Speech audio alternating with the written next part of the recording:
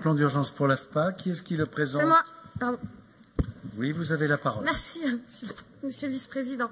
Il y a effectivement un amendement déposé au nom de l'ensemble des groupes de gauche, puisque Roanne, Le Teil, Rieux-la-Pape, Aurillac, Le Puy-en-Velay, 500 AFPA sont menacés de fermeture dans notre région.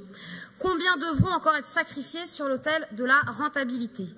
Ce sacrifice engendre la suppression de plusieurs centaines de postes dans les centres AFPA dans les prochaines semaines, la fin de l'équité de l'offre de formation sur nos territoires et la disparition pure et simple de l'offre dans un certain nombre de territoires ruraux.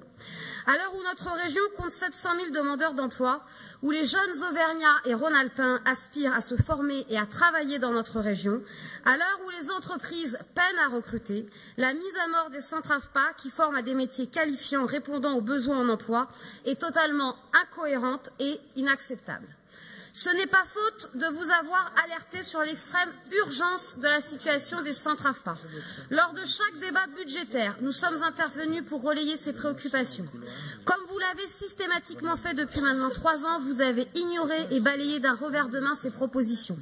Vous vous targuez de vouloir vaincre le chômage dans notre région, mais vous avez réalisé une économie de 150 millions d'euros depuis 3 ans sur le dos des demandeurs d'emploi, des jeunes apprentis, des publics précaires, fragilisés et peu mobiles, en réduisant drastiquement l'offre de formation financée par la région.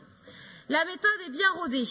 Vous organisez minutieusement un véritable sacrifice du service public régional sur l'autel de vos saintes économies de fonctionnement afin d'obtenir les compliments des agences de notation. La situation financière des centres AFPA est le résultat de choix politiques, le refus de donner de l'activité à ces centres.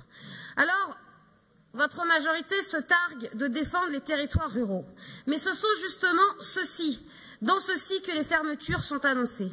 Alors qu'en ce moment même, des femmes et des hommes se battent pour leurs droits, pour le progrès et la justice sociale, quel sera l'avenir des populations qui n'auront plus accès à la formation professionnelle dans ces territoires?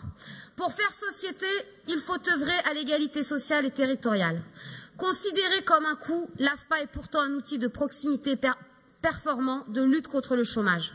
L'AFPA est d'utilité publique et demeure la seule à être en capacité d'offrir des possibilités d'hébergement.